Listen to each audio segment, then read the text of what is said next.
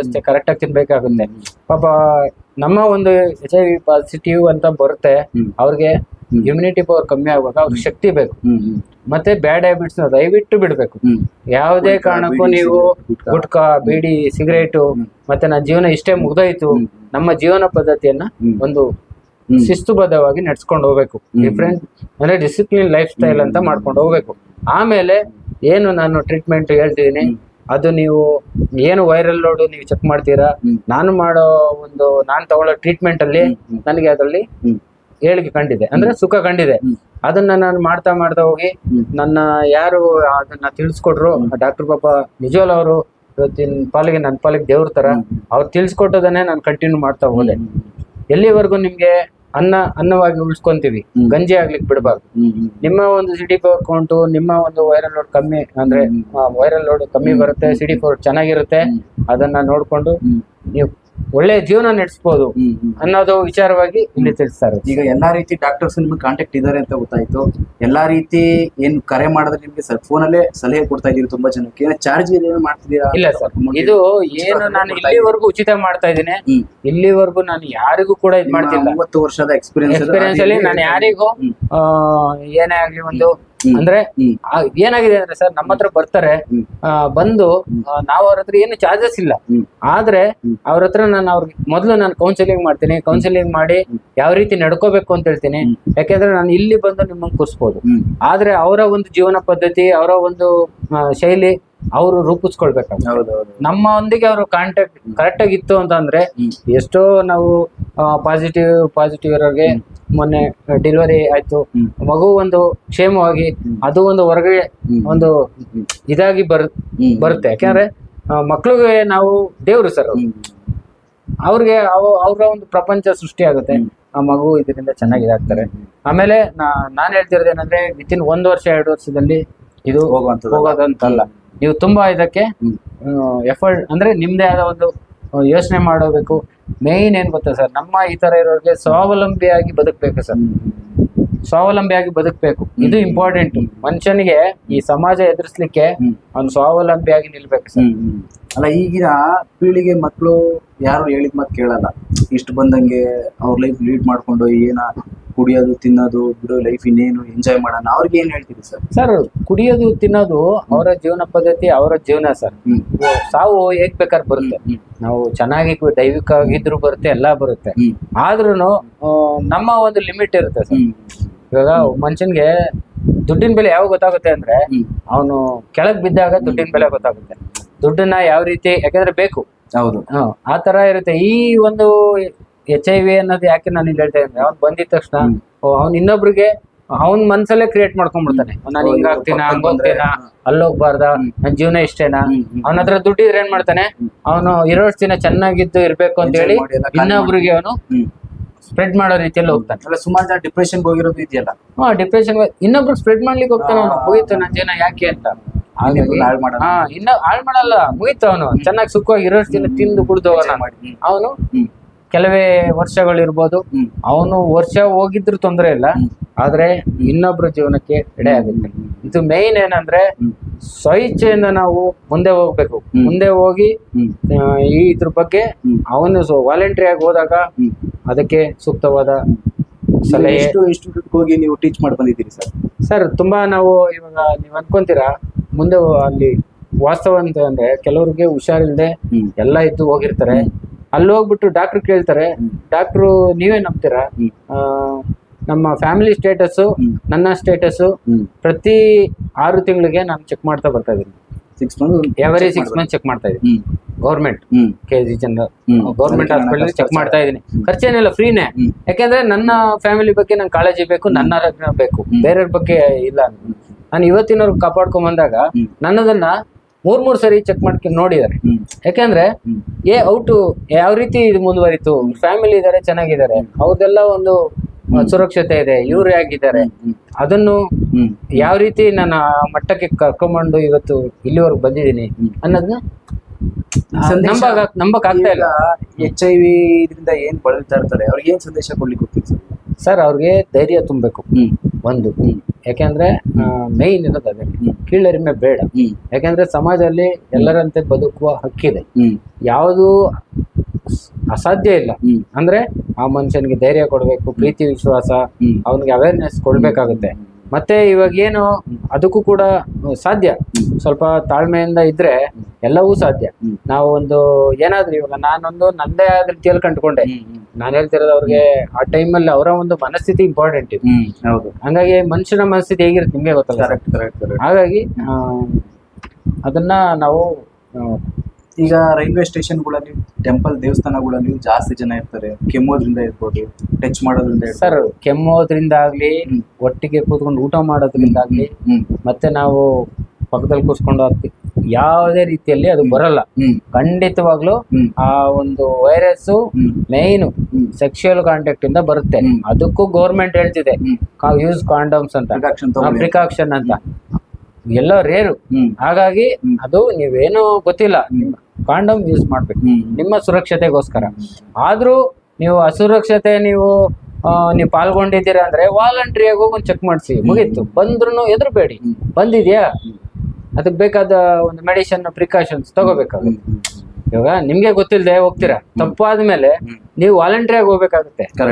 ಇವಾಗ ತುಂಬಾ ಗೌರ್ಮೆಂಟ್ ಅದ್ರ ಬಗ್ಗೆನೆ ತುಂಬಾ ಒಂದು ಇದು ಮಾಡಿದ್ದಾರೆ, ಅದನ್ನ ನಾವು ಉಪಯೋಗ ಮಾಡಿ ಹೋಗ್ಬೋದು. ಯಾಕಂದ್ರೆ ಆ ಪರಿಸ್ಥಿತಿಯನ್ನು ಎದುರಿಸ್ಬೇಕಲ್ವಾ, ಅದು ಒಂದು ಅವನಿಗೆ ಧೈರ್ಯದಲ್ಲಿ ಹಿಂದೆ ಬೀಳ್ತಾನೆ ಅಷ್ಟೇ. ನೀವು ಇದ್ರಲ್ಲಿ ಯಾವ್ಯಾವ ರೀತಿ ಕಷ್ಟ ಅನುಭವಿಸಿದೀರಿ ಸರ್? ಸರ್, ಅದು ಏನಂದ್ರೆ ಒಂದು ವಿಚಾರ ನನಗೆ ಗೊತ್ತಾದಾಗ, ಯಾಕೆ ನಾನು ಕಷ್ಟ ಅನುಭವಿಸ್ತಂದ್ರೆ, ಎಲ್ಲೋ ಗೊತ್ತಾಗಿ ಸುಮ್ಮನೆ ಇದ್ಬಿಟ್ಟಿದ್ರೆ ಓಕೆ. ನನಗೆ ನನ್ನ ಕರ್ಕೊಂಡು ಹೋಗಿ ಒಂದು ಲ್ಯಾಬ್ ಅಲ್ಲಿ ಚೆಕ್ ಮಾಡಿಸಿ, ನನಗೆ ಒಂದು ಪಬ್ಲಿಕ್ ಅಲ್ಲಿ ನನ್ನ ಅರೇಂಜ್ಮೆಂಟ್ ನಡೆಯುತ್ತೆ. ಪಬ್ಲಿಕ್ಸ್ ಅಲ್ಲಿ ಇವ್ರಿಗೆ ಈ ತರ ಇದೆ ಅನ್ಬೇಕಾದ್ರೆ ಎಲ್ಲರೂ ಕೂಡ ನಮ್ಮನ್ನ ದೂಷಿಸ್ಲಿಕ್ಕೆ ಸ್ಟಾರ್ಟ್ ಮಾಡ್ತಾರೆ. ಪಬ್ಲಿಕ್ ಅಲ್ಲಿ ನಮ್ಮ ಬಗ್ಗೆ ಹೇಳಿದ್ರು ಈ ತರ ಅಂತ. ಅವಾಗ ಏನಾಯ್ತು, ಅದು ಏನು ಅಂತ ಗೊತ್ತಿಲ್ಲ. ನಾನು ಸತ್ಯ ಹೇಳಿದ್ದೆ ತಪ್ಪಾಯ್ತಾ, ನನ್ನಿಂದ ಅನ್ಯಾಯ ಸ್ನೇಹಿತರು ನೀವು ಹೇಳಿದ್ರೆ ಅದು ಹರಡ್ತು. ಹೇಳಿದಿರಲ್ಲ, ನಾನು ಮದ್ವೆ ಆಗೋ ಹುಡುಗಿಗೆ ತಿಳಿಸಿದ್ದು. ಯಾಕೆಂದ್ರೆ ನನಗೆ ಗೊತ್ತಾಗಿದೆ ಮದುವೆ ಆದ್ಮೇಲೆ ಆದ್ರೆ ನನ್ ತಪ್ಪು. ನಾನು ಮದ್ವೆ ಆಗೋ ಹುಡುಗಿಗೆ ಹೇಳ್ದೆ, ಮ್ಯಾರೇಜ್ ಆಗೋಕ್ ಮುಂಚೆನೆ ಹೇಳಿದೆ. ಮುಂದಿದ್ದು ಸ್ಟಾರ್ಟಿಂಗ್ ಅಲ್ಲಿ ಅವ್ರಿಗೆ ಹೇಳ್ಬೇಕಾದ್ರೆ ಅವ್ರು ಅದನ್ನ ಎಕ್ಸೆಪ್ಟ್ ಮಾಡಿ ಅದನ್ನ ನಾನು ಕರ್ಕೊಂಡೋಗಿ ಲ್ಯಾಬ್ ಅಲ್ಲಿ ಚೆಕ್ ಮಾಡಿಸಿ ಆ ರಿಪೋರ್ಟ್ ತಗೊಂಡೋಗಿ ಇಡೀ ಪಬ್ಲಿಕ್ ಮಾಡಿದ್ವಿ. ಪಬ್ಲಿಕ್ ಮಾಡಿದ್ಮೇಲೆ ನೀವೇ ಯೋಚನೆ ಮಾಡಿ, ನಾನು ಬದುಕ್ಬೇಕಾ ಇಲ್ಲ ಒಂದು ನೋವಿಂದ ಈಚೆ ಹೋಗ್ಬೇಕಾ, ಒಂಟಿ ಜೀವನ ನಡೆಸಕ್ ಸ್ಟಾರ್ಟ್ ಮಾಡಿದೆ. ಒಂಟಿ ಜೀವನ ಬದುಕ್ಬೇಕು. ನಾನು ಎಷ್ಟು ವರ್ಷ ಆಯ್ತು ಸರ್ ಒಂಟಿ? ಸರ್, ಒಂಟಿ ನಾನು ಮೋರ್ ದನ್ 15 years ಇದ್ದೆ ಸರ್. ನನಗೆ ಅಷ್ಟೇ, ನಾನಾಯ್ತು, ನನ್ ಕೆಲಸ ಆಯ್ತು, ಫ್ಯಾಮಿಲಿ ಕಾಂಟ್ಯಾಕ್ಟ್ ಇರ್ಲಿಲ್ಲ. ನಮ್ಗೆ ಬೇಜಾರಾಯ್ತು. ಇವಾಗ ಫ್ಯಾಮಿಲಿಗೆ ಬ್ಲಾಕ್ ಮಾರ್ಕ್ ಬಂದ್ರೆ ಹೇಗಿರ್ತೀರ ಮನೇಲಿ? ಅಂದ್ರೆ ಫೋನ್ ಕಾಲು ಏನು ಇಲ್ಲ, ಫೋನ್ ಇಲ್ಲ, ಕಳ್ದೆ ಒಂಥರ ನಮ್ಗೆ ಹೆಣ್ಣು ಮುಗ್ದೋಯ್ತು ಅನ್ನೋ ಲೆಕ್ಕದಲ್ಲಿ ಬಂದಿತ್ತು, ಕೀಳಿರಿಮೆ ತರ ಆಯ್ತು. ಆಮೇಲೆ ಬಂದೆ, ತುಂಬಾ ಇದ್ರ ಬಗ್ಗೆ ನೀವಿರ್ಬೋದು, ಆಯುರ್ವೇದಿಕ್ ಅನ್ನೋದಿರ್ಬೋದು, ಮತ್ತೆ ಕೆಲವೊಂದಿರ್ಬೋದು, ಎಲ್ಲ ಮಾಡ್ಕೊಂಡು ಬಂದು ಕೊನೆಗೆ ನನ್ಗೇನು ಒಬ್ರು ಡಾಕ್ಟ್ರು ಸಜೆಸ್ಟ್ ಮಾಡಿದ್ರು, ಏನು ಒಂದು ಟ್ರೀಟ್ಮೆಂಟ್. ಅದನ್ನ ನಾನು ನನ್ನ ಜೀವನದಲ್ಲಿ ಅವ್ರು ಹೇಳಿದ್ರು ಇದು ತುಂಬಾ ಟೈಮ್ ತಗೊಳುತ್ತೆ, ನೀವು ಇದರಿಂದ ತುಂಬಾ ಬೇಕು ಅಂತ. ಅದನ್ನ ನಾನು ಕಂಟಿನ್ಯೂ ಮಾಡ್ತಾ ಹೋದೆ. ಆ ಕಂಟಿನ್ಯೂ ಮಾಡ್ತಾ ನನ್ನ ಆರೋಗ್ಯನೂ ಚೆನ್ನಾಗಿತ್ತು. ನಾನು ಮುಂದಿನ ದಿನಗಳಲ್ಲಿ ಅವತ್ತಿಂದೆಲ್ಲ ಜನ ಹಿಂದೆ ನನ್ನ ಯಾವತ್ತೂ ಬರಲ್ಲ ನಮ್ಗೆ ನಾಳೆ ಬರುತ್ತೆ ಆಯ್ತು. ಅದಾದ್ಮೇಲೆ ನನಗೆ ಯಾರು ಮ್ಯಾರೇಜ್ ಆಯ್ತು. ಮ್ಯಾರೇಜ್ ಆದ್ಮೇಲೆ ಕೂಡ ನಾನು, ಯಾಕೆಂದ್ರೆ ನಾನು ಹೆಂಡತಿ, ನಮ್ಮ ಮಿಸಸ್ ಅವ್ರಿಗೆಲ್ಲ ಕೌನ್ಸಿಲಿಂಗ್ ತರ ಮಾಡ್ಕೊಂಡು ಪ್ರತಿಯೊಂದು ನನಗೂ ಮಕ್ಳಾಗ್ಬೇಕಾದ್ರೆ ನಾನು ಹೊಂದಿದ್ದೀನಿ. ಯಾಕೆಂದ್ರೆ ಗೊತ್ತಿಲ್ಲ ರಿಸಲ್ಟ್ ಏನ್ ಬರುತ್ತೆ ಗೊತ್ತಿಲ್ಲ. ನಾನು ಸಮಯಕ್ಕೆ ಹಾಕಿದ್ದೀನಿ, ಎಫರ್ಟ್ ಹಾಕಿದ್ದೀನಿ. ಹಿಂಗ ಆಗ್ಬಾರ್ದು, 100% ನನ್ಗೆ ರಿಸಲ್ಟ್ ಸಿಗ್ಬೇಕು. ಅಂದ್ರೆ ನಾಳೆ ದಿನ ಮಕ್ಳಿಗೆ ಪ್ರಾಬ್ಲಮ್ ಆದ್ರೆ ನನ್ಗೆ ಸಮಾಜ ಏನಂತ ಗೊತ್ತಿಲ್ಲ, ದೇವ್ರು ನನ್ಗೆ ಕ್ಷಮೆ ಪೀಡಲ್ಲ ಅಂತ ಪ್ರತಿಯೊಂದು ಇದ್ರಲ್ಲೂ ಎಕ್ಸ್ಪೆಕ್ಟೇಷನ್ ಹಾಕಿ ಎಫರ್ಟ್ ಅಷ್ಟು ನನ್ನ ಒಳಗಿಂದ ನನಗೆ ಗೊತ್ತಿತ್ತು. ಅವಾಗ ಇಲ್ಲ, ಇವಾಗ ಲಾಸ್ಟ್ 6 months ಇಂದಾನು ಕೂಡ ನಮ್ಮ ಫ್ಯಾಮಿಲಿ ಸ್ಟೇಟಸ್ ಎಲ್ಲ ಕ್ಲಿಯರ್ ಆಗಿದೆ. 6 ತಿಂಗಳಿಂದ ಚೆನ್ನಾಗಿದ್ದೀರಿ? 6 ತಿಂಗಳಲ್ಲ, 6 ತಿಂಗಳ ಹಿಂದೆ ಸ್ಟೇಟಸ್ ಎವರಿ 6 months ಅಲ್ಲಿ ಚೆಕ್ ಮಾಡಿಸಿದ್ರು ಸ್ಟೇಟಸ್ ಕರೆಕ್ಟ್ ಆಗಿದೆ. ನಾನು ನನ್ನ ಸುರಕ್ಷತೆ ಮಾಡ್ಕೊಂಡು ಈಗ ನಾನು ಕೂಡ ಅದರಿಂದ ಈಚೆ ಎಲ್ಲರಂತೆನೆ ಇದ್ದೇನೆ. ಸಾಕು, ನನ್ನ ಮಕ್ಕಳು, ನನ್ನ ಫ್ಯಾಮಿಲಿ ದೃಷ್ಟಿಯಿಂದ ನೀವೆಲ್ಲ ಚೆನ್ನಾಗಿದ್ದೀವಿ, ಇನ್ನೂ ಚೆನ್ನಾಗಿದ್ದೀವಿ. ಹೇಳಿಲ್ಲ ಮೊದಲು ಮದ್ವೆಯಿಂದ ಹೊರಗೆ ಬಂದ ಪ್ರತಿಯೊಂದು ಏಟು ಬಿದ್ದಾಗ ಕೂಡ ಪೆಟ್ಟು ಬಿದ್ದಿದೆ, ತುಂಬಾ ಪೆಟ್ಟು ಬಿದ್ದಿದೆ. ಪ್ರತಿಯೊಂದು ನೋವು ಬಿದ್ದಿದೆ. ಆ ಪೆಟ್ಟಿಗೆ ನಾನು ಯೋಚನೆ ಮಾಡ್ಲಿಲ್ಲ, ಅದಕ್ಕೆ ಸೊಲ್ಯೂಷನ್ ಹುಡುಕೊಂಡೋದೆ. ಸಮಾಜ ನನ್ನ ದ್ವೇಷಿಸಿದ್ದು ಮತ್ತೆ ಕರ್ಕೊಂತು. ಸಮಾಜ ಕರ್ಕೊಂಡಿದ್ಮೇಲೆ ಅದನ್ನ ನೆಕ್ಸ್ಟ್ ನಾನು ಯಾಕೆ ಈ ಮಟ್ಟಿಗೆ ಬಂದು ಕೂತಿದ್ದೇನೆ, ಏನು ನಾನು ಟ್ರೀಟ್ಮೆಂಟ್ ನಾನು ಫಾಲೋ ಮಾಡಿದೆ, ಅದು ಯಾರು ಅಕ್ಸೆಪ್ಟ್ ಮಾಡ್ತಾರೋ ಇಲ್ಲ ಯಾರಿಗೆ ಏನ್ ಸರಿ ಅನ್ನೋತೋ ಗೊತ್ತಿಲ್ಲ. ನನ್ನ ಒಂದು ಅನುಭವವನ್ನು 4 ಜನಕ್ಕೆ ತಿಳಿಸ್ಕೊಡ್ತೀನಿ. ಅದು 4 ಜನಕ್ಕೆ ಒಳ್ಳೇದಾದ್ರೆ, ಈಗ ನಾನ್ ಮಾಡಿದ ಒಂದು ಎಕ್ಸ್ಪೆರಿಮೆಂಟ್ ಅಲ್ಲಿ ಹೇಗೆ ಸಕ್ಸಸ್ ಆಯ್ತು ಅನ್ನೋದನ್ನ ನಿಮ್ಗೆ ಪ್ರಾಕ್ಟಿಕಲ್ ಆಗಿ ನಿಮ್ಗೂ ಕೂಡ ಇಲ್ಲಿ ತೋರಿಸ್ತೇನೆ. ಅದನ್ನ ಖಂಡಿತವಾಗ್ಲೂ ನೀವು ಅಳವಡಿಸ್ಕೊಂಡ್ರೆ, ಯಾಕೆಂದ್ರೆ ಒಂದು ಏನಾದ್ರು ತೋರಿಸ್ಬೇಕು ಅಂದ್ರೆ ಅದನ್ನ ಎಕ್ಸ್ಪೆರಿಮೆಂಟ್ ಮಾಡಿರ್ಬೇಕು. ನಾನು ಅನುಭವಿಸಿದ್ದೇನೆ ಅಂತ ಅದನ್ನ ನಾನು ನಿಮ್ ತಿಳಿಸ್ಲಿಕ್ಕೆ ಹೇಳ್ತೀನಿ. ಅದನ್ನ ತಿಳ್ಸ್ಕೊಳ್ಬೇಕಾದ್ರೆ ನನ್ನದೇ ಆದ ಏನು ಇಟ್ಕೊಂಡಿದ್ದೆ ಅದನ್ನ ಫಸ್ಟ್ ಫಾಲೋ ಅಪ್ ಮಾಡ್ಬೇಕಾಗುತ್ತೆ. ವಿತೌಟ್ ಕನ್ಸಲ್ಟೆನ್ಸಿ ಏನು ಯಾರು ಅಲ್ಲ ವಿತೌಟ್ ನೀವು ಇನ್ಫಾರ್ಮೇಶನ್ ಇಲ್ಲದೆ ಇವಾಗ ನಾನೇನೋ ತೋರಿಸ್ತೀನಿ ಅಂತ ನೀವ್ ಹಂಗ್ ಮಾಡ್ಬೇಡಿ. ಅದಕ್ ಮುಂಚಿನ ಕೆಲವೊಂದು ಸ್ಟೆಪ್ಸ್ ಇದಾವೆ, ಅದು ತಗೊಂಡು ಮಾಡ್ಬೇಕಾಗುತ್ತೆ. ಅದಕ್ಕೋಸ್ಕರ ಆ ವಿಡಿಯೋ ಏನಾದ್ರು ಇನ್ ಕೇಸ್ ನಾನು ಓಪನ್ ಆಗಿ ತೋರ್ಸೋದ್ರಿಂದ ನಿಮ್ಮ ಇದ್ರಲ್ಲಿ ನಾಳೆ ದಿನ ಅದು ಬಂದು ನಮ್ಮನ್ನ ಕಾಂಟ್ಯಾಕ್ಟ್ ಅಂದ್ರೆ ಅದು ಬಂದು ಅದಕ್ ಮುಂಚಿನ ಕೆಲವು ಸ್ಟೆಪ್ಸ್ ಎಲ್ಲ ಇದೆ, ಅದು ತಗೊಂಡೇ ಮಾಡ್ಬೇಕಾಗುತ್ತೆ. ವೀಕ್ಷಕರು ಈ ವಿಡಿಯೋ ನೋಡಿ ಏನಾದ್ರು ಸಲಹೆ ಬೇಕು ಅಂದ್ರೆ ಕೊಡ್ತೀರಿ ಸರ್? ಖಂಡಿತ ಸರ್. ಯಾಕೆಂದ್ರೆ ಇವಾಗ ನೀವು ನಂಬ್ತೀರಾ, ಯಾಕೆ ಇದು ನಿಮ್ಮ ಒಂದು ಪ್ಲಾಟ್ಫಾರ್ಮ್ ಇದರಲ್ಲಿ ಬಂದು ಕೂತ್ಕೊಂಡು ಕೊಡ್ತಾ ಇದೀವಿ ಅಂದ್ರೆ, ನಾನು ಕೆಲವ್ರಿಗಾಗಿ ಆಲ್ರೆಡಿ ನಮ್ಗೆ ಗೊತ್ತಿರೋರ್ಗೆ ನಾನು ನನ್ನ ಸಲಹೆಯನ್ನು ಕೊಟ್ಕೊಂಡು ಮಾಡ್ಕೊಂಡು ಹೋಗ್ತಾ ಇದ್ದೇನೆ.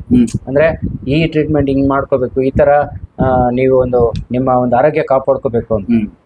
ನಿಮ್ ಮೂಲಕ ಏನಂದ್ರೆ ಅದನ್ನ ಬೇಕಾದ್ರೆ ನಾನು ಎಕ್ಸ್ಪ್ರೆಸಿವ್ ಮಾಡ್ತೇನೆ. ಆದ್ರೆ ಅದನ್ನ ಡೈರೆಕ್ಟ್ ಆಗಿ ಮಾಡಕ್ ಮುಂಚೆ ಕೆಲವೊಂದು ಪ್ರಿಕಾಷನ್ಸ್ ತಗೊಂಡ್ ಮಾಡಿದ್ರೆ ಖಂಡಿತ ನಾನು ಇದನ್ನು ಉಚಿತವಾಗಿ ಯಾವುದೇ ನಮ್ಗೆ, ಯಾಕೆ ನೋಡಿ ಸರ್, ನಾನು ನನ್ನ ನೋವನ್ನ ನಾನು ಅನುಭವಿಸಿದ್ದನ್ನ ಇನ್ನೊಬ್ರಿಗೆ ಅಂದ್ರೆ ತಿಳಿಸ ಹೋಗ್ತಾ ಇದೀನಿ. ಸಕ್ಸಸ್ ಆಗ್ಬೋದು, ನೀವ್ ಎದ್ರು ಬೇಕಾಗಿಲ್ಲ. ನಿಮ್ಮ ಸಲಹೆಗಳು ಏನಾದ್ರು ಬೇಕಾದ್ರು ಖಂಡಿತ. ಉದಾಹರಣೆಗೆ ಸಕ್ಸಸ್ ನೀವ್ ಯಾಕೆ ಬಂದಿದ್ದಿಲ್ಲ ಸರ್? ಈಗ ಇಲ್ಲಿ ಸರ್ ಸಕ್ಸಸ್ ಅನ್ನೋದು ಏನ್ ಹೇಳ್ತಾರೆ ಸರ್, ಪ್ರಾಕ್ಟೀಸ್ ಮಾಡ್ತಾನೆ ಪರ್ಫೆಕ್ಷನ್ ಆಗಕ್ ಸಾಧ್ಯ. ಪ್ರಾಕ್ಟೀಸ್ ಕಮ್ ಥ್ರೂ ಸಕ್ಸಸ್ ಅಂತಾರೆ. ಆ ಒಂದು ಪ್ರಾಕ್ಟೀಸ್ ಇಂದ ಅಂದ್ರೆ ಪ್ರಯತ್ನಗಳಿಂದಾನೆ ಮಾತ್ರ ನಾವು ಇವತ್ತು ಈ ಒಂದು ಮಟ್ಟಕ್ಕೆ ಬಂದಿರೋದು. ಅದನ್ನ 4 ಜನಕ್ಕೆ ಉಪಯೋಗ ಆದ್ರೆ, ಇಲ್ಲ ನನ್ನ ಏನು ಮಾಡ್ಕೊಂಡಿರೋದು ಇನ್ನೊಬ್ರಿಗೂ, ಇಲ್ಲ ಒಬ್ರಿಗೆ ಅವ್ರಿಗೆ ಭರವಸೆ ತುಂಬೋದು. ಮನುಷ್ಯನ್ಗೆ ಭರವಸೆಯ ಬೆಳಕು ಅಂತ. ಈಗ ಒಬ್ರಿಗೆ ಧೈರ್ಯ ತುಂಬಿ ಅವ್ನಿಗೆ ಹಿಂಗಿದೆ ಆದ್ರೆ ಅವ್ನು ಎಷ್ಟೋ ಬದುಕ್ತಾನೆ. ಒಬ್ಬ ಕೆಳಗ್ ಬಿದ್ದವನ ಕೈ ಇಟ್ಟು ಮೇಲೆ ಎತ್ತುವಾಗ ಬದುಕ್ತಾನೆ. ಡಾಕ್ಟ್ರು ಅವ್ರೇನೇ ಟ್ರೀಟ್ಮೆಂಟ್ ಕೊಟ್ರು ನಮ್ಮಿನ ಧೈರ್ಯ, ನಮ್ಮಿನ ಒಂದು ಇದು ಬೇಕು ಸರ್. ಅವಾಗ ಮಾತ್ರ ಅವ್ರಿಗೆ ಇದಾಗುತ್ತೆ. ಡಾಕ್ಟ್ರು ವೈದ್ಯ ನಾರಾಯಣ ಅವ್ರು ಅಂತಾರೆ, ಡಾಕ್ಟ್ರು ಏನು ದೇವ್ರಲ್ಲ, ಅವರು ನಮ್ ತರ ಹ್ಯೂಮನ್ ಬೇಯಿಂಗ್. ಅಂದ್ರೆ ಅವ್ರಿಗೆ ನಾವು ಸಪೋರ್ಟ್ ಮಾಡ್ಬೇಕು. ಮೆಡಿಸಿನ್ ಇಂದಾನೇ ಎಲ್ಲ ಹೋಗುತ್ತೆ ಅನ್ನೋದಕ್ಕಿಂತ ನಾವು ಮಾನಸಿಕವಾಗಿ ಸದೃಢ ಆಗ್ಬೇಕು. ನನಗೆ ಹಿಂಗ ಆಯ್ತಲ್ಲ ಅಂತ ನಾವು ಡಿಪ್ರೆಸ್ ಆದ್ರೆ ಏನ್ ಬರಕ್ಕಾಗಲ್ಲ. ಈಗ ಹೊಸಬ್ರು ಹೋಗಿ ಚೆಕ್ ಮಾಡಿಸ್ತಾರೆ ಸ್ಟಾರ್ಟಿಂಗು. ಈಗ ನೆಕ್ಸ್ಟ್ ಯಾವ ರೀತಿ ಪ್ರೊಸೀಜರ್ ಯಾವ ರೀತಿ ಇದೆ ಸರ್? ಹೋಗಿ ಫಸ್ಟ್ ಸರ್ ಮೇನ್ ಏನ್ ಗೊತ್ತಾ ಸರ್, ವಾಲಂಟ್ರಿ ಆಗಿ ಯಾಕೆಂದ್ರೆ ಎಲ್ಲರಿಗೂ ಇದೆ ಗೊತ್ತಿಲ್ಲ ಸರ್. ಈಗಿನ ಇದ್ರಲ್ಲಿ ಇವಾಗ ನಾನು ಹೇಳ್ತೀನಲ್ಲ, 4 ಕಾರಣಗಳಿಂದ ಬರ್ಬೋದು. 3 ಕಾರಣಗಳು ತುಂಬಾ ಕಮ್ಮಿ. ಯಾಕಂದ್ರೆ ಇವತ್ತು ಅಷ್ಟು ಟೆಕ್ನಾಲಜಿ ಮುಂದೆ ಇದೆ. ಏನಾದ್ರು ಅವ್ರಿಗೆ ಗೊತ್ತಿದೆ. ಇವಾಗ ನಾನು ಏನೋ ಒಂದು ಏನೋ ಅವ್ರಿಗೆ ಗೊತ್ತಿಲ್ದೋ ಬಿಡಿ, ಆಗಿದ್ರ ಬಗ್ಗೆ ಯೋಚನೆ ಮಾಡಬಾರ್ದು. ಆದಾಗ ನಾವು ವಾಲಂಟ್ರಿ ಆಗಿ ಹೋದಾಗ ಕೆಲವೊಂದು ಸ್ಟೆಪ್ಸ್ ಅವಾಯ್ಡ್ ಮಾಡ್ಬೋದು. ಮತ್ತೆ ಅದನ್ನು ನಾವು ಮೆಟ್ ನಿಂತ್ರಿ. ಇವಾಗ ನಾನು ಅವತ್ತು ಅವಾಯ್ಡ್ ಮಾಡಿದೆ, ಮತ್ತೆ ಮುಂದೆ ಬಂದೆ, ಮತ್ತೆ ಮದುವೆ ಆದೆ.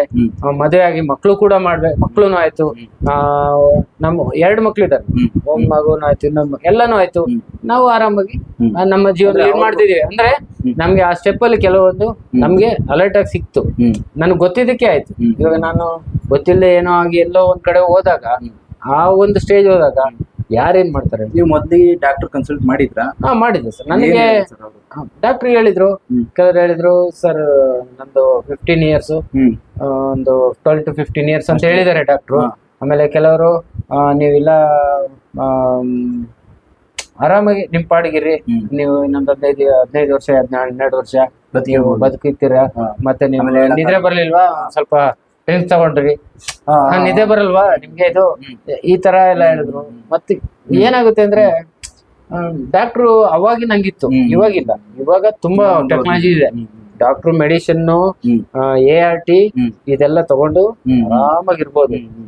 ನಾನ್ ಯಾಕೆ ಇಲ್ಲಿ ವಿಷಯ ತಿಳಿಸಂದ್ರೆ ART ಯಾಕೆ ನೀವು ಸರ್ಕಾರಿ ಆಸ್ಪತ್ರೆಗೆ ಹೋಗ್ರಿ ಅಂದ್ರೆ, ಇವಾಗ ನಾನೇ ಎಷ್ಟೋ ಜನಕ್ಕೆ ಒಂದು ಸುಮ್ನೆ ನನ್ನ ಕೈಲಾದ ಅನುಭವ ಹೇಳ್ತಿರ್ತೀನಿ.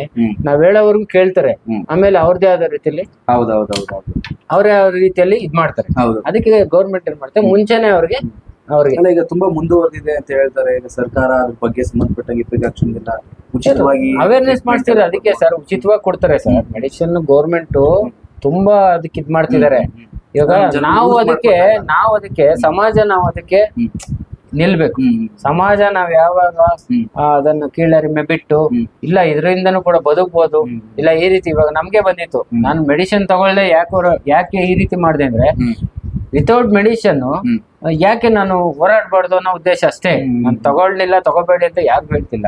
ಈ ಒಂದು ನಾನು ಮಾಡಿದ ಕ್ರಮದಲ್ಲಿ ನಾನು ಒಂದು ಹೆಜ್ಜೆ ಇಟ್ಟಿದ್ದೇನೆ ಅಲ್ವಾ sir. Precaution is better then cure ಅಂದಾಗ ಪ್ರಾಕ್ಟೀಸ್ ಥ್ರೂ ಕಮ್ ಸಕ್ಸಸ್ ಅಂತ ಆಗುತ್ತೆ ಅಲ್ವಾ. ಹಂಗಾಗಿ ಈ ಬಂದು ಮುಟ್ಟಿದೆ ಸರ್ ಅಷ್ಟೇ. ಇವಾಗ ಏನದು ಟ್ರೀಟ್ಮೆಂಟ್ ಅಂತ ಹೇಳ್ತಿದ್ದೀರಾ, ಅದ್ ನಾನ್ ಮಾಡಿರ್ಬೇಕಾದ್ರೆ ಮಾಡಿ ತೋರಿಸ್ತೇನೆ. ಅದಕ್ಕೆ ಮುಂಚೆದ ಮುನ್ನೆಚ್ಚರಿಕೆಗಳು ಕೆಲವು ಫಾಲೋ ಅಪ್ ಮಾಡ್ಬೇಕಾಗುತ್ತೆ ಸರ್.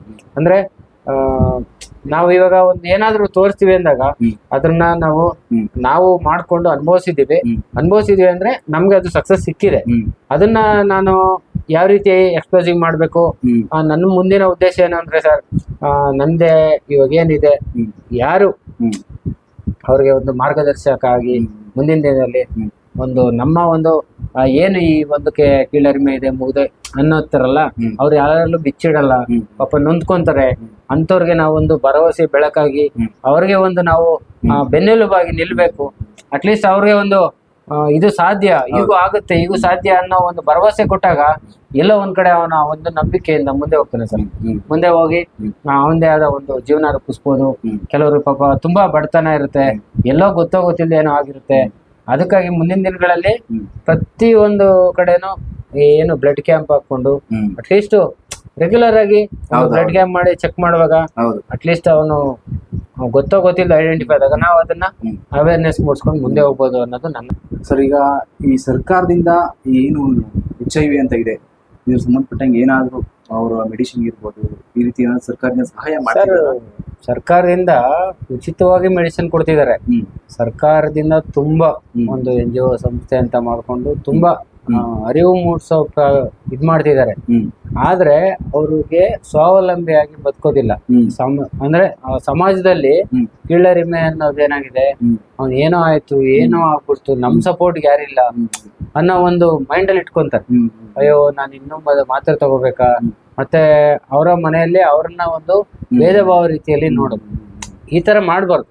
ಯಾಕೆಂದ್ರೆ ಏನೋ ಗೊತ್ತಿಲ್ಲ, ಅವನು ನಮ್ಮೋನೆ. ಅದ್ರ ಬಗ್ಗೆ ಎಚ್ಚರಿಕೆ ಹೊಡ್ಕೊಂಡು ತಗೊಂಡೋಗ್ಬೇಕು. ತುಂಬಾ ಹೋರಾಟ ತುಂಬಾ ಕಷ್ಟ ಇದೆ. ಹಂಗಾಗಿ ಅವ್ನು ಸ್ವಾವಲಂಬಿಯಾಗಿ ಬದುಕ್ಬೇಕು. ಮೇನ್ ತುಂಬಾ ಕಾನೂನು ಮಾಡಿದೆ ಈಗ ಸರ್ಕಾರನು ಕೂಡ ಉಚಿತ ಮೆಡಿಸಿನ್ ಕೊಡ್ತಾರೆ. ಅವರು ART ಸೆಂಟರ್ ಅಂತ ಇದೆ, ಎಲ್ಲಾ ಕೊಡ್ತಾರೆ. ಅದಾಗಿ ಕೂಡ ಇವಾಗ ಇದು ಟ್ರೈನು ನಮ್ಮ ಜೀವನ ಲಾಂಗ್ ಟರ್ಮ್. ಎಲ್ಲೋ ಹೋಗಿ ನೆಕ್ಸ್ಟ್ ಸ್ಟಾಪ್ ಇಳಿಯೋದಂತಲ್ಲ, ಅವರು ಎಲ್ಲಾ ಕೊಟ್ಟಿದ್ದಾರೆ.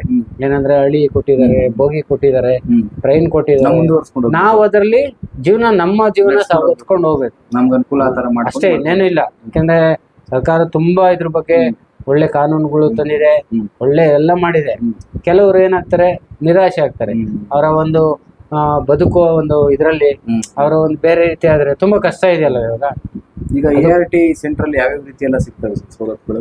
ಅಂದ್ರೆ ಅಲ್ಲಿ ಹೋಗಿ, ಯಾಕೆಂದ್ರೆ ಇವಾಗ ನಾನು ART ತಗೊಂಡಿಲ್ಲ ನಿಮ್ಗೆ ಹೇಳ್ಬೇಕು ಅಂದ್ರೆ. ಯಾಕೆಂದ್ರೆ ತಗೋಬೇಡಿ ಅಂತ ದಯವಿಟ್ಟು ಹೇಳ್ಬೋದು. ನಾನು ಈ ವಿಷಯ ಮಾತಾಡಕ್ಕೆ ಕ್ಷಮೆ ಯಾಚಿಸ್ತೀನಿ. ಯಾಕಂದ್ರೆ ನನ್ನದೇ ಆಗಿ ಏನಾದ್ರೂ ಒಂದು ಇದ್ರ ಬಗ್ಗೆ ನಿಲುವು ಮಾಡೋಣ, ಹೋರಾಡೋಣ. ಯಾಕೆಂದ್ರೆ ಸತ್ತೋದ್ರೆ ಎಲ್ಲರೂ ಸಾಯ್ತಾರೆ. ನನ್ನಿಂದ ಇದನ್ನ ಏನಾದ್ರು ಈ ಒಂದು ವಿರುದ್ಧವಾಗಿ ಪ್ರಯತ್ನ ಮಾಡಿದ್ರೆ ಸಫಲತೆ ಸಿಗುತ್ತಾ ಅನ್ನೋ ಒಂದು ವಿಚಾರ ನಾನು ಮಾಡಿ ಹೋಗಿರೋದು. ನೀವು ಸರ್ಕಾರದ ಸವಲತ್ತೆ ಆಗ್ಲಿ ಎಲ್ಲವನ್ನು ಪಡ್ಕೊಳ್ಬೇಕಂದ್ರೆ ನೀವು ಹೋಗಿ ಆಸ್ಪತ್ರೆಯಲ್ಲಿ ಇದ್ ಮಾಡಿ ಏನದು ಟೆಸ್ಟ್ ಮಾಡ್ಕೊಂಡಾಗ ಅದೇನ್ ಬರುತ್ತೋ ಅಲ್ಲಿ ಆಪ್ತ ಸಮಾಲೋಚನೆ ಮಾಡ್ತಾರೆ, ಅಲ್ಲಿ ART ಕೊಡ್ತಾರೆ, ಸರಿಯಾದ ಸಮಯಕ್ಕೆ ಮದ್ದು ತಗೊಂಡು ಹೋಗ್ಬೇಕಾಗುತ್ತೆ. ಹಾಗಾಗಿ ನಾವು ಇನ್ನೊಬ್ರು ಅಂದ್ರೆ ಒಬ್ರು ನಮಗೆ ಸಪೋರ್ಟಿವ್ ಆಗಿದ್ದಾರೆ, ನಮ್ಮಂತವ್ರು ನಾವು ಕೂಡ ಬದುಕ್ಬೋದು, ಈ ತರನು ಜೀವನ ನಡೆಸ್ಬೋದು, ಯಾಕೆ ನಾವು ತಾರತಮ್ಯ ತೋರಿಸ್ಬೇಕು ಅನ್ನೋ ಒಂದು ಉದ್ದೇಶದಲ್ಲಿ ಈ ವಿಚಾರ ತಿಳಿಸ್ತೀರ ಸರ್. ಕೊನೆಯದಾಗಿ ನಮ್ಮ ಯೂನಿವರ್ಸಲ್ ಮಾಧ್ಯಮ ವೀಕ್ಷಕರಿಗೆ ಏನ್ ಹೇಳಕ್ ಇಷ್ಟಪಡ್ತೀರಿ ಸರ್ HIV ಅನ್ನೋ ಸಂಬಂಧಪಟ್ಟಂಗೆ? ಸರ್ ಇದು ಒಂದು ಎದುರೋ ಅವಶ್ಯಕತೆ ಇಲ್ಲ ಸರ್. ನಮ್ಮಲ್ಲಿ ನಾವು ಅರಿವು ಮೂಡಿಸ್ಕೊಂಡು ನಮ್ಮಲ್ಲಿ ಒಂದು ಏನಂದ್ರೆ ಇವಾಗ ನನ್ನದು ಅನ್ನೋದಕ್ಕಿಂತ ನಮ್ಮ ಒಂದು ಸಮೂಹ ಈ ತರ ಎದುರೋ ಅವಶ್ಯಕತೆ ಇಲ್ಲ. ಸೂಕ್ತ ಸಮಯದಲ್ಲಿ ನಾವು ನಾವೇ ವಾಲಂಟ್ರಿ ಎಲ್ಲ ಹೋಗಿ ಇದ್ ಮಾಡ್ಕೊಂಡಾಗ ಅದಕ್ಕೆ ಸರಿಯಾದ ಸಮಯದಲ್ಲಿ ಸರಿಯಾದ ಒಂದು ತಿಳುವಳಿಕೆ ಮದ್ದು ಮೇನ್ ನಾವು ಪ್ರೀತಿ ಬಾಂಧವ್ಯ ಸರ್. ಮನುಷ್ಯನ ಪ್ರೀತಿ ಬಾಂಧವ್ಯ ತೋರಿಸುವಾಗ ಅವ್ನು ಎಲ್ಲೋ ಒಂದ್ ಕಡೆ ಇದಾಗ್ತಾನೆ. ಈಗಾಯ್ತು ಅನ್ನೋದು ಅವನಿಗೆ ಅವನು ಮಾನಸಿಕವಾಗಿ ಕುಂದಿದ್ರೆ ನೀವೇನು ಸಾಧಿಸಕ್ಕಾಗಲ್ಲ. ಹಾಗಾಗಿ ನಾನು ಎಲ್ಲರಂತೆ ಅವರು ಒಬ್ರು ಅಂತ ನಮ್ಮ ಒಬ್ರು ಅಂತಾನೆ ಮಾಡ್ಕೊಂಡು ಹೋಗ್ಬೋದು, ಏನ್ ತೊಂದ್ರೆ ಇಲ್ಲ. ಯಾಕೆಂದ್ರೆ ಗೌರ್ಮೆಂಟ್ ಇಷ್ಟೆಲ್ಲಾ ಮಾಡ್ತಿದೆ, ಆದ್ರೆ ನಾವು ಗೌರ್ಮೆಂಟ್ ಗೆ ಸಪೋರ್ಟ್ ಮಾಡ್ಬೇಕು. ನಾವು ಯಾವಾಗ ನಾವು ಬದಲಾಗ್ತಿವಿ, ಏನ್ ಸರ್ಕಾರಗಳು ಮಾಡುತ್ತೆ ಅವ್ರಿಗೆ ಇನ್ನೂ ಬೇರೆ ಪ್ಲಾನ್ ಸಿಗುತ್ತೆ. ಇವಾಗ ನಾನ್ ಏನ್ ಮಾಡ್ತಿದ್ದೆ ಅನ್ನೋದು ಯಾಕೆ ನಿಮ್ಗೆ ತಿಳಿಸ್ತೀನಿ ಅಂದ್ರೆ, ಇದು ಗೊತ್ತಿಲ್ಲ, ನಾನು ಒಬ್ಬಂಟಿಯಾಗಿ ಈ ಪ್ರಯತ್ನ ಮಾಡಿ ಇಲ್ಲಿವರೆಗೂ ತಂದಿದ್ದೀನಿ, ನನ್ನ ಅನ್ಸಿಕೆ ಹೇಳ್ತಾ ಇದೀನಿ. ಇದನ್ನ ನೀವು ಮಾಡಿದ ತಪ್ಪು ಅಂತಿರೋ ನಿಜ ಅಂತಿರೋ ಗೊತ್ತಿಲ್ಲ, ಆದ್ರೆ ಒಂದು ಏನೋ ಒಂದು ನಮ್ಮಟ್ಟಿಗೆ 4 ಜನಕ್ಕೆ ಒಳ್ಳೇದಾಗ್ಬೋದು, ಅರಿವು ಮೂಡಿಸ್ಬೋದು, ಇದು ಎಲ್ಲ ಒಂದ್ ಕಡೆ ಸರಿ ಆಗ್ಬೋದು. ಈ ವಿಚಾರದಲ್ಲಿ ನಾನು ನಿಮ್ಮ ಈ ಮೂಲಕ ತಿಳಿಸ್ತಾ ಇದ್ದೀನಿ. ಸ್ನೇಹಿತರೆ, ನೋಡಿದ್ರಲ್ಲ ಯಾವ ರೀತಿ HIV ಏನ್ ಜನಗಳು ಭಯ ಬೀಳ್ತಾರೆ. ಸುಮಾರು ಜನ ಇದ್ರ ಬಗ್ಗೆ ಹೇಳ್ಕೊಳ್ಳೋಕೆ ನಾಚಿಕೆ ಪಡ್ತಾ ಇದ್ದಾರೆ. HIV ಅಂತ ಬಂದ್ರೆ ಏನು ಭಯ ಪಡೋ ಅಂತ ಅವಶ್ಯಕತೆ ಇಲ್ಲ. ಮತ್ತೆ ಈಗ ನಮ್ಮ ಆಚಾರ್ಯ ಸರ್ ಹೇಳಿದಾಗೆ ಏನು ಪ್ರಿಕಾಕ್ಷನ್ ತಗೋಬೇಕು, ಯಾವ್ಯಾವ ರೀತಿ ಕ್ರಮಗಳಿದೆ, ದಯವಿಟ್ಟು ಅದು ಅನುಸರಿಸಿ ಅಂತ ಹೇಳ್ತಾ, ಮತ್ತೆ ಹಾಗೆ ಲೈಂಗಿಕವಾಗಿ ಏನು ಸಂಪರ್ಕ ಮಾಡ್ತೀವಿ ಅದು ಪ್ರಿಕಾಕ್ಷನ್ ಏನು ದಯವಿಟ್ಟು ಅದೆಲ್ಲ ತಗೊಳ್ಳಿ ಅಂತ ಹೇಳ್ತಾ, ಹೆಚ್ಚಿನ ವಿಡಿಯೋ ನೋಡ್ತಾ ಇರಿ ಯೂನಿವರ್ಸಲ್ ಮಾಧ್ಯಮ. ಸಿಗೋಣ ಮುಂದಿನ ವಿಡಿಯೋದಲ್ಲಿ. ನಾನು ನಿಮ್ಮ ಮನೋಹರ್. ಧನ್ಯವಾದ.